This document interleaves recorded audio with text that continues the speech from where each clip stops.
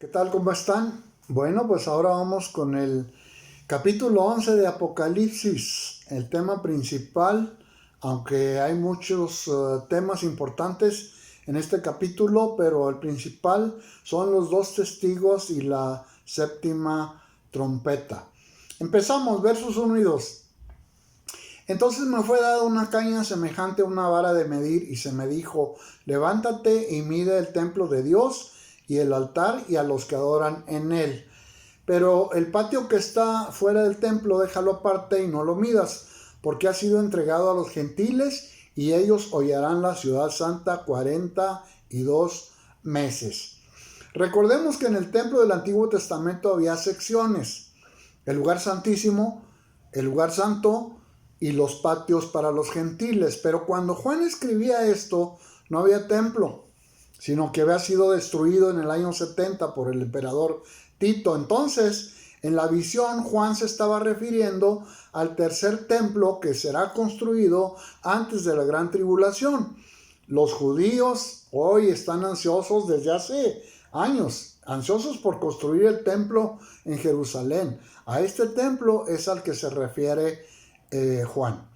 Medir el templo y sus adoradores es como considerar los espacios y las personas donde se identifican a los que adoran, pero sin medir, o sea, sin considerar a los que están afuera, que son los gentiles, indecisos, no adoradores. Entonces, las cosas que serán medidas van a ser aquellas que son santas delante de Dios.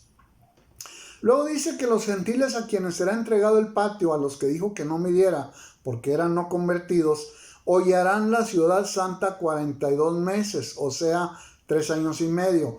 Esto es en la segunda mitad de la gran tribulación. Lo puedes checar con Daniel 7:25 y Apocalipsis 13:5. Este es el tiempo del que Jesús habló sobre las señales antes del fin, cuando dijo que Jerusalén sería hollada hasta que se cumpliera el tiempo de los gentiles. Lo puedes ver en Lucas 21:24. Los dos testigos. Vamos a leer del verso 3 al 6.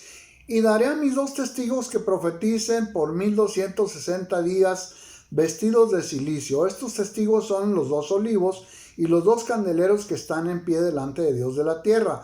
Si alguno quiere dañarlos, sale fuego de la boca de ellos y devora a sus enemigos. Y si alguno quiere hacerles daño, debe morir él de la misma manera.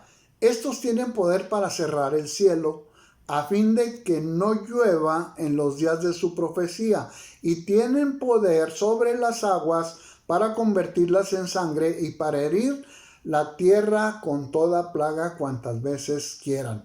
Entonces aparecen los testigos que van a profetizar. Son como dos olivos que producen aceite. El olivo produce aceite usado para alumbrar. Y como dos candeleros, señal de que dan luz, o sea, son predicadores. Ellos predican en la primera mitad de la gran tribulación, o sea, los primeros 3 años y medio. Voy a hacer un paréntesis. La escritura hebrea es de esa manera.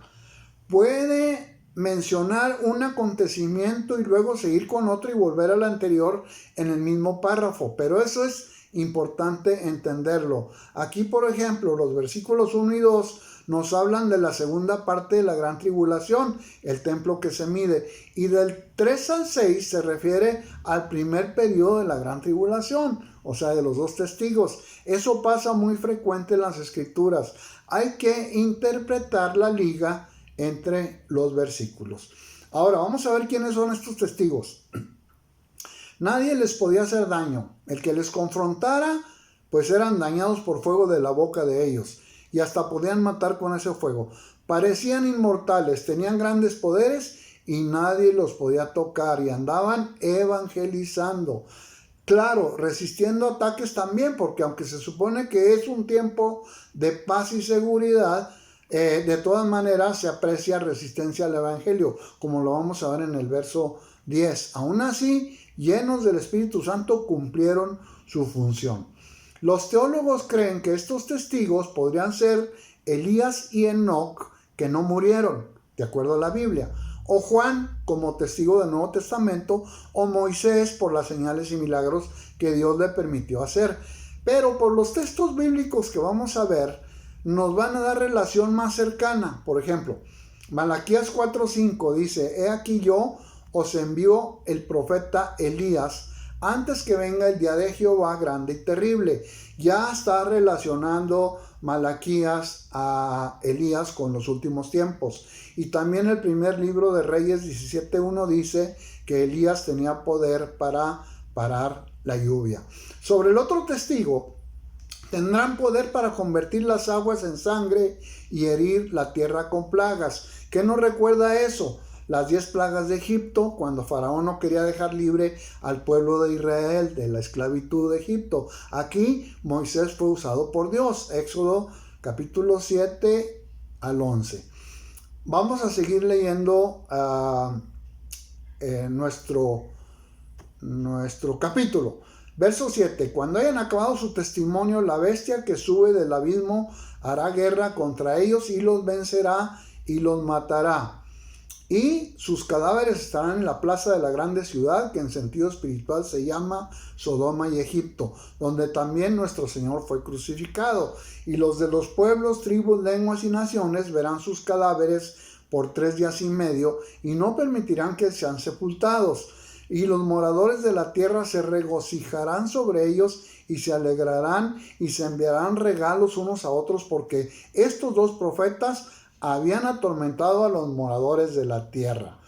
Entonces, los 2 testigos, que lo más probable son Moisés y Elías, al haber cumplido su misión de predicar en los primeros 3.5 años de la gran tribulación, la bestia que ya tiene controlado el mundo sube del abismo. Apocalipsis 17:8 y Apocalipsis 20 del 1 al 3. Se destapa la bestia al final de los primeros 3 años y medio. Se va contra ellos y los va a matar.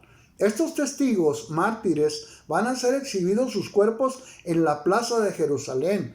Jerusalén donde el Señor fue crucificado, y que en sentido figurado se compara el lugar con Sodoma y Egipto, por ser lugares de idolatría, perdición, depravación, y qué es lo que estará pasando en Jerusalén en esta segunda parte de la gran tribulación.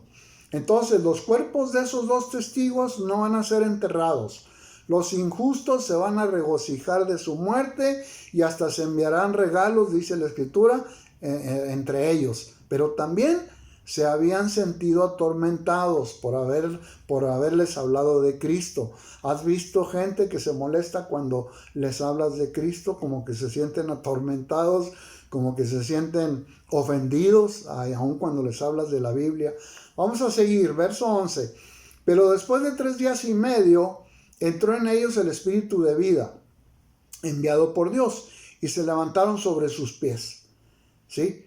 Y cayó gran temor sobre los que los vieron, y oyeron una gran voz del cielo que les decía: suban acá. Y subieron al cielo en una nube, y sus enemigos los vieron. En aquella hora hubo un gran terremoto, y la 10ª parte de la ciudad se derrumbó, y por el terremoto murieron 7,000 hombres, y los demás se aterrorizaron y dieron gloria al Dios del cielo. El segundo ay pasó, he aquí el tercer ay viene pronto. Los 2 testigos, después de estar exhibidos muertos en la plaza de la ciudad, de pronto resucitan cuando entra el Espíritu de Dios en ellos. Seguramente todo el mundo estará viendo este milagro con la alta tecnología. ¿Te imaginas después de estar 3 días muertos exhibidos en la plaza y de pronto se ponen de pie ante la mirada de los enemigos, de los incrédulos? Oyen una voz del cielo que les dice: suban acá. Cuando hay una voz del cielo, generalmente es Cristo, a menos de que se especifique que es un ángel, ¿sí? Y entonces ellos se van en una nube, igual que se fue el Señor Jesús, de acuerdo a Hechos 1:11. Al subir al cielo, al mismo tiempo hubo un terremoto, igual que cuando Jesús murió. En este momento está sucediendo el segundo ay.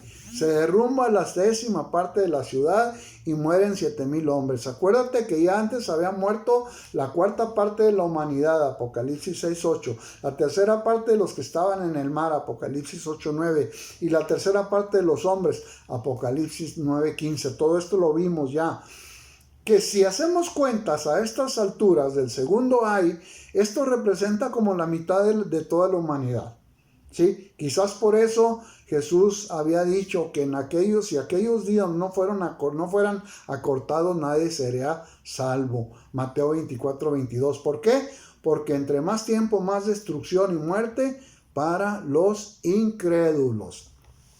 Verso 14, el segundo ay pasó, he aquí el tercer ay viene pronto. Aquí termina el segundo ay al final de la sexta trompeta. El segundo ay ha sido peor que el primero y el tercero será peor que el primero y el segundo. Bueno, verso 15. Vamos a ver del verso 15 al 18. El séptimo ángel tocó la trompeta. ¿Sí? Léelo en tu Biblia. Ocurren dos acontecimientos completamente contrastantes. Inicia el tercer ay. Por un lado, la apertura del templo en el cielo, un lugar de continua adoración mencionado también en el versículo 19, donde aparecen los 24 ancianos en adoración ante el reinado de Cristo. Y el verso 18 nos anticipa que Cristo vendrá a juzgar a los muertos y a galardonar a sus seguidores. Pero a la vez, al mismo tiempo, continúa la gran tribulación en la tierra con destrucción y muerte. ¿Para quién? Para los incrédulos, dice, los que destruyen la tierra.